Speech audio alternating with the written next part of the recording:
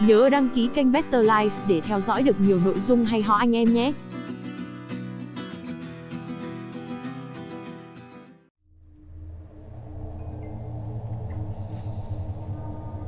I was looking for a car to buy for my son for his 18th birthday.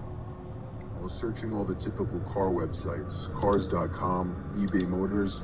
They were all overpriced as expected. Craigslist was the only place to find an actual deal. About a week into my search, I found an '03 Toyota Camry. It had 67,000 miles, no accidents, no damage, in good condition for only $3,500.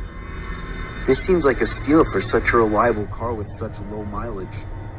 The seller lived about 10 miles from me, which was a reasonable drive when looking for a car. I gave him a call to set up a time to come check it out. The man sounded normal on the phone.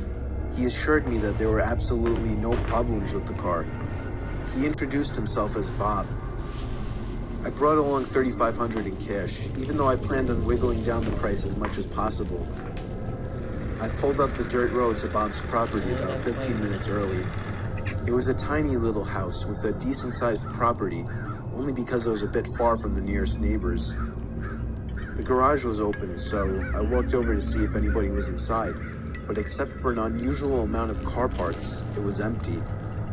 The car was nowhere in sight. The only car on the property was an old pickup truck. I went over to the front door to check the house numbers.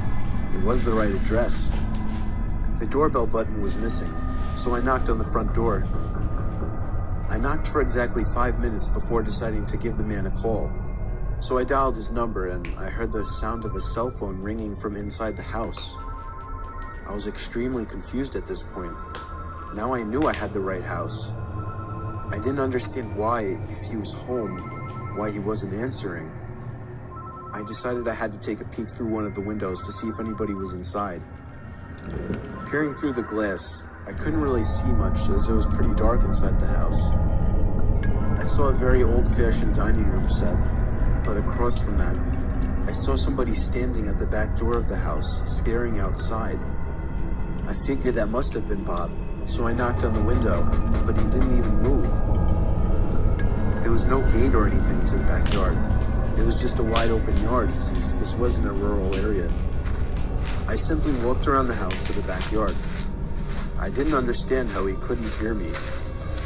When I got to the back door, I made a shocking realization. The figure standing by the door was a taxidermied human being. I ran straight back the way I came and back to my car. I looked up one last time before driving off. The blinds to the window I had peeked into had been shut, but I could see 2 of the blinds bent open. Somebody was at that window watching me. You can probably guess I had the gas pedal to the floor the whole way home. The whole situation still makes no sense. All the car parts, the fact that there was no Toyota Camry, the taxidermied human being, the fact that there was no car there leads me to believe that whoever that man wasn't planning on selling me anything. And that also leads to the disturbing thought that I was very close to becoming a lifeless statue staring out that man's back door.